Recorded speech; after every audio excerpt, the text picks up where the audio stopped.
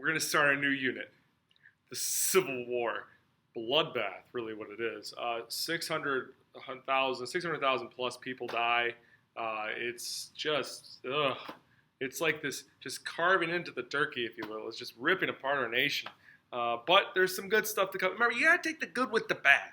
So, yes, it's going to be a horrible road that we're going to travel through the Civil War, at the end of which, we have generations of people that are going to be free because of it. And yes, it's going to take some complication to get them more on equal footing, but at least this is a step towards that direction. Unfortunately, there's going to be a lot of casualties along the way.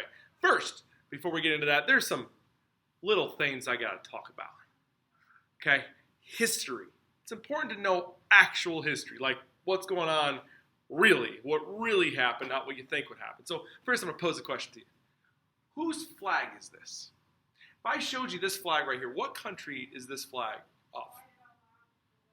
Is it, is it Jamaica? Is it, the Republic of the Congo? Is it, Sweden? Norway? Canada? Whose flag is that? Blue with a bunch of stars. What we got? Oh, come on. Someone's got to tell me what we got here. Whose flag is that? If I told you that was the United States of America's actual flag, who would argue, no, Mr. Snow, we're missing some stuff. First of all, ours isn't just stars and blue. We got the red and white stripes. As a matter of fact, the red and white stripes are the majority of what the flag is made of. If you look at the size of the flag, it's rectangular. First of all, it's not like that rectangular. This is almost square. It's so small. You know what? You're right. We probably shouldn't call this the United States flag. We're missing a whole bunch of the flag. We're missing the red and white stripes. We're missing the fact that it's bigger than that. I would agree with you. That's not the American flag. Keep that in mind as we talk about this. Okay, so my next question. Out of these flags, which one would you say is the Confederate flag? Let me go through them real quick. You got the top left one, if you can see it. Top left one is a blue square with some stars in it, and they got 3 stripes, 2 of them red, 1 white. That one over there, it's got like blue stripe or an X of stripes with red in the background, and then it's white and it's also square, so keep that in mind. This one over here, we got square. It's got blue stars going in the X formation. We got the red. And then we got the middle one here is the same symbol, but it has a white, it's rectangular, and it's white as background. This one's a blue instead of the red background, and the stars are in a red configuration. We got this one down here, which is like this half moon. We got like a tree, and then we got like a plus sign of stars. We got this one right here. It's rectangular, and it's got the blue stripes or blue X with the stars in it. And this one over here is just like a blue square with some stars in it. Which one of these is the Confederate flag? Huh? I guarantee you, I have people at home scratching their head going, Mr. Snow, it's easy. It's this one. It's got to be this one. This is the Confederate flag. It's the thing I see all the time. Like, come on, Mr. Snow, I'm not a fool. Oh, we're about to get into it. Okay, here we go.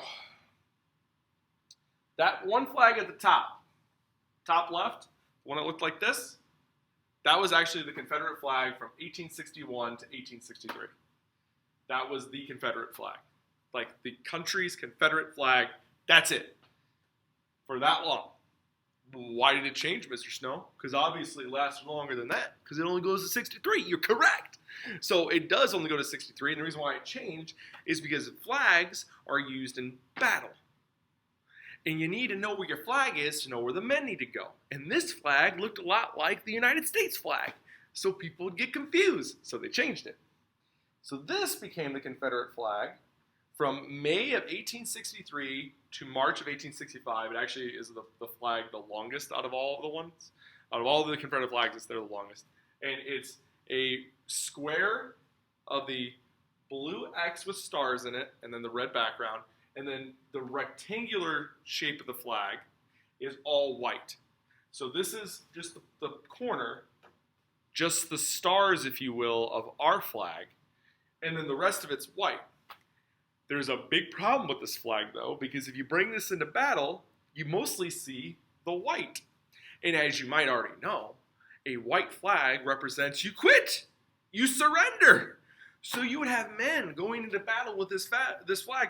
They're fighting on the Confederacy side, and the enemy sees this white flag flapping in the air, and are they quitting? Why are they quitting? We haven't even shot them yet. This is weird. It was confusing. So what they had to do is they had to change it again. So they changed it again. And then from 1865 to the end, which wasn't actually that long ways, this became the Confederate flag. It's the same thing as the last one, except it has a red bar at the end, so that it's not confusing. Doesn't look like a white flag of surrender. So these were actually the actual country's flags, or the Confederate flags, for the entirety of the Civil War, not the one that you probably chose when I gave you that list. So what's happening here? What about those other flags you showed me, Mr. Snow? The Confederacy was, as far as flags go, were just a bunch of, about dozens of, battle flags. A battle flag is going to be like that specific group of troops flag that represents that specific group of troops. They're still part of the Confederacy, but it's like their own specific flag for their specific troops. So let's go through those real quick. This right here is actually a state flag that was used in the Confederacy. This is the Army of South Carolina's flag. These are all the other states' flags. Not all of them, but some of them. This is what they look like. And you would see these on the battlefield too, representing different states, not necessarily the whole Confederacy, but different states. These, which right here is the Navy Jack flag. This right here is the Northern Virginia battle flag. You'll notice here that it is a square flag, and it is representing just Northern Virginia. But Mr. Snow, I'm confused. Why is that the one that looks like the Confederate flag that everyone uses? Why is that the one that's in TV, movies, people have them outside their houses? Why is it that one? Except the one they have is rectangular, Mr. Snow, but why is that the one? Well, here's why. General Lee used this flag, and Lee was the most prominent, the most respected, and the best general the Confederacy had. So that's why that one's more well-known, is because he was more well-known. He really had the Confederacy on his shoulders most of the time. But he wasn't the only flag out there. It was one of many, and this was never, ever used as the actual country itself, we're going to call it a country, of the Confederacy's flag. This was never the Confederacy's flag. This was the Mississippi battle flag. It's like the negative of, you guys don't know what negatives are. Basically, old-time pictures, they had negatives and positives. It doesn't matter. But this is like the opposite of General Lee's flag. But this is Mississippi's. So you should be asking, Mr. Snow, okay, so what's this? If this isn't the Confederate flag, which everyone tells me it's the Confederate flag, what is this? Let's talk about this for a second. So first of all, let's talk about the history of the Confederate flags.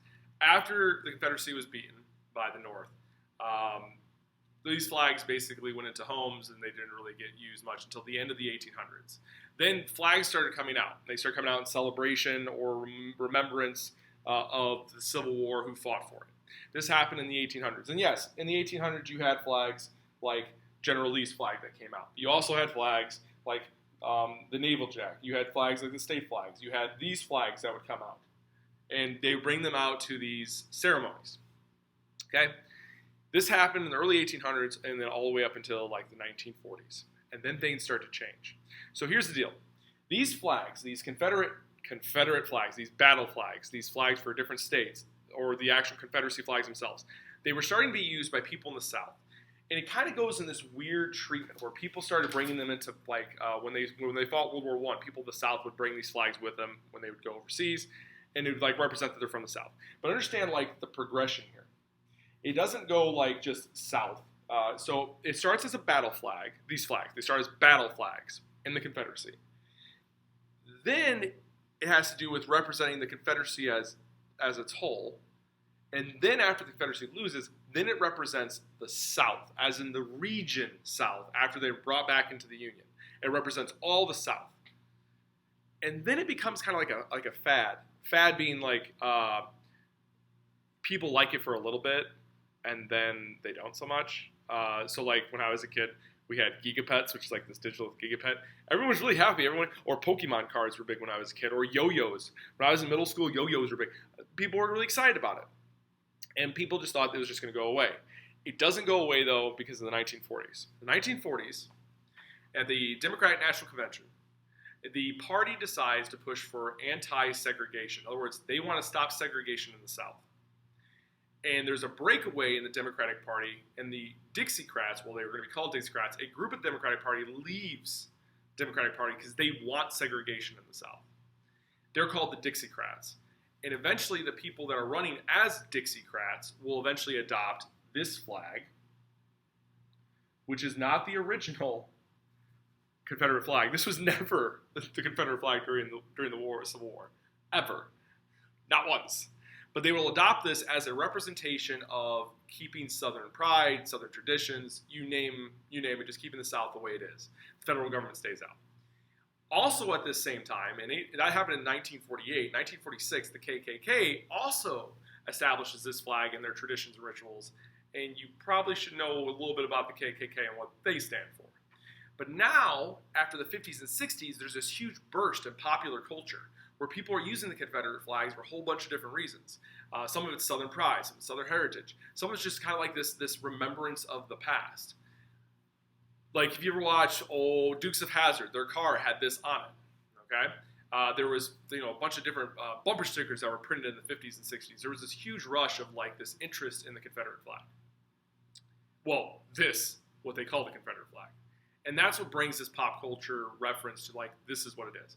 Now, some people see it as heritage. Some people see it as Southern pride. Whatever. Let's talk about this history. This was never used in the Confederacy, not once ever. This rectangular shape like this, no. There was a square shape for just the Union, or just the army under Lee, but there were several flags used for different armies. So make sure when you talk in history, you don't say, that's the Confederate flag, because it's not. It may be a representative in your mind, but in reality, in history, that actually was never used for anybody in the Confederacy during the war. It was something that was used later as representation of Southern pride, Southern heritage, and a bunch of other things. So keep the history right, folks. Let's keep going.